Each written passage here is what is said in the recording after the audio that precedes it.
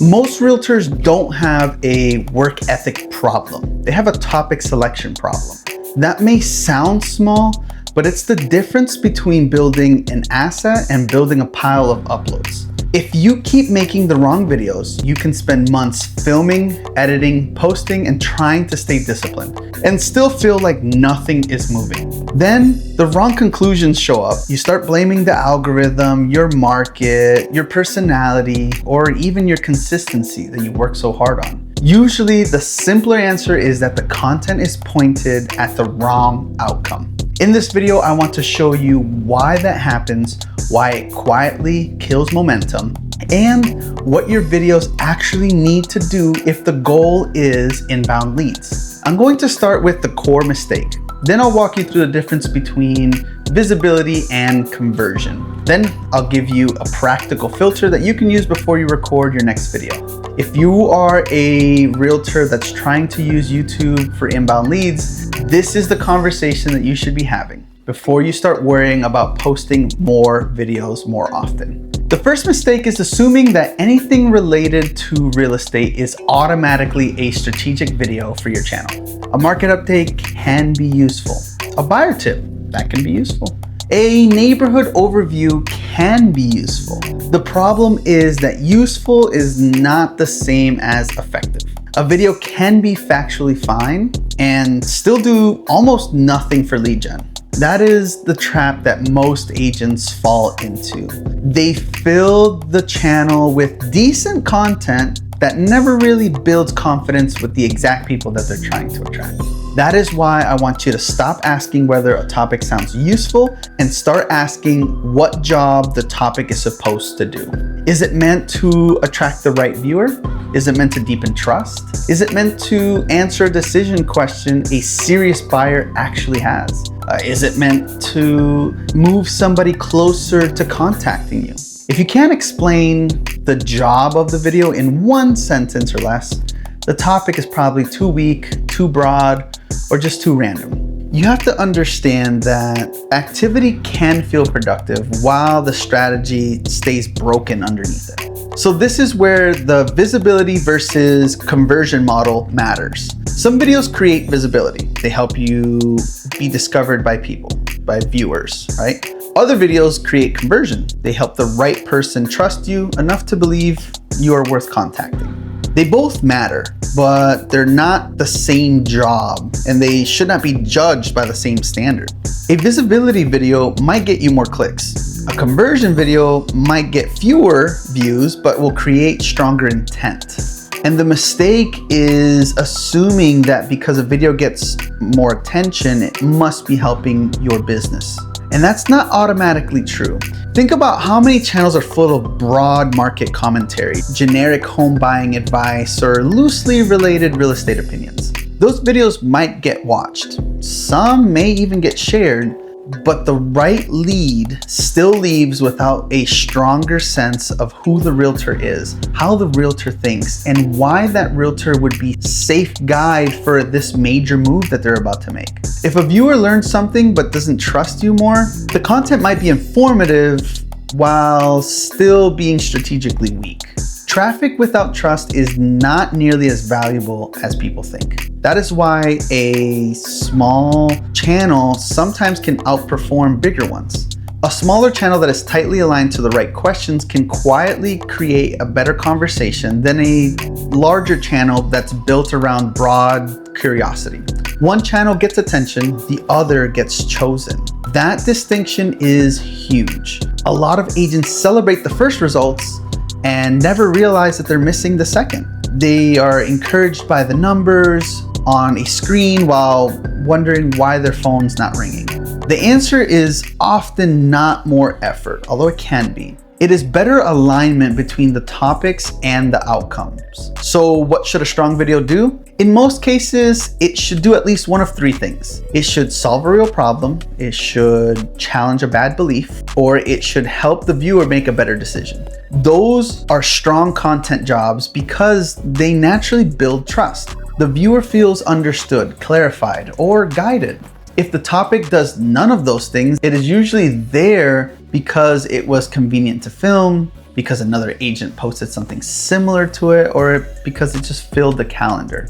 Again, you have to understand easy is not a strategy. A strong video makes the viewer feel one of a few things. This person gets exactly what I'm dealing with. This is the clearest explanation I have heard so far. This person thinks in a way I would trust during a real transaction. That emotional result matters more than whether the title was catchy or the upload happened on schedule.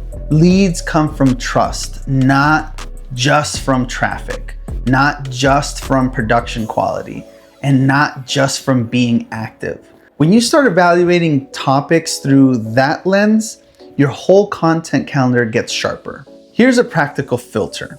Before you approve a topic, ask 4 questions. Who is this for? What trust does this build? What question does this answer? What action does this move your viewer closer to? Those questions force the topic to earn its place. They expose a weak idea fast, and they keep you from confusing motion with progress. You don't need 100 random content ideas. You need a smaller number of strategically strong ideas that are clearly tied to the kind of lead that you actually want. Another reason why this matters is that bad topics don't only waste your time, they waste belief. When an agent posts the wrong videos for 6 months, the pain is not just the hours that they spent. The bigger loss is the conclusion that YouTube must not work, or that they have an issue being on camera. And that conclusion makes people quit early. They simplify the problem into consistency, or that their market is somehow immune to search and trust building content. Usually the market is not the issue. The topic mix is. Wrong videos teach wrong lessons because they create fake progress and real discouragement at the same time. That is why the algorithm gets blamed so often. It's easier to say that the platform is unpredictable than to admit that the channel might be pointing in the wrong direction.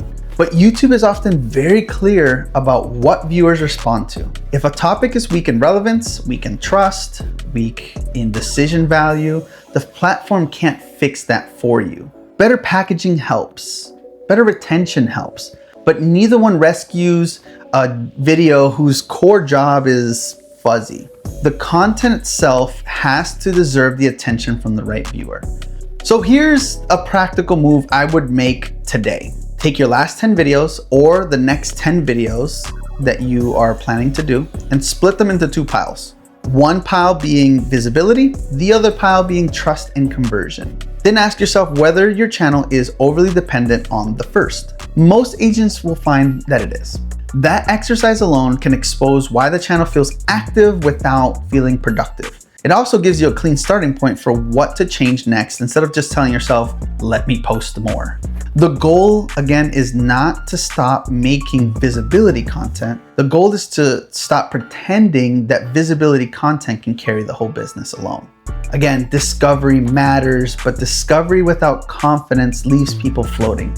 And your channel should help the right people discover you and then quickly feel safer because of you. That is how strangers become inbound opportunities. That is how a small body of strong content can outperform a much larger body of random content. And that is why topic selection is not a side issue, it's the strategy. If your channel feels busy but not productive, don't start by asking whether you need more uploads. Ask whether your topics are actually building trust with the right people, because the wrong videos can make a hardworking realtor feel like YouTube is broken, and the right videos can make a modest channel extremely valuable. Start by posting for alignment instead of activity. Everything gets cleaner after that. Here's a simple example. Imagine one agent posts a generic monthly recap and another posts a video titled "Things That People Regret Before Moving to Such and Such City." The first video may technically be useful and broad enough to get local clicks. The second video is much narrower, but it speaks directly to a higher intent concern. Which one is more likely to make a relocation buyer feel understood? Which one is more likely to create quality conversations? That is how topic choice changes the economic value of the exact amount of production effort. Another useful question is whether the topic gives you room to demonstrate judgment. A lot of weak topics only give you room to repeat information, but strong topics create room for interpretation. They let you explain the trade-offs, the challenges, the assumptions, and prioritize what matters while reducing uncertainty. That is why 5 things to know about the market is often weaker than the mistakes buyers make when they only look at home prices. The second topic gives you room to guide, and guidance builds trust faster than information alone. There's also a hidden emotional advantage to strong topic selection. When the right viewer feels seen, retention usually improves because the content feels personal. They're not just passively consuming a real estate video. They feel like the video was made for the exact issue that they are facing. That is one reason sharp specificity often outperforms broader usefulness. The topic acts like a magnet. It filters in the people that you actually want, and it filters out the people who are never going to matter to your business anyways. Some agents worry that more specific topics will shrink their channel. And sometimes it will shrink the raw reach, but that's okay. The goal is not to maximize random traffic. The goal is to maximize relevance and trust with the people who can become real business opportunities. Bigger is not always better. Broader is not always smarter. When the business goal is inbound leads, the better question is whether the right viewers are finding enough of themselves in the content to keep watching and eventually reach out to you.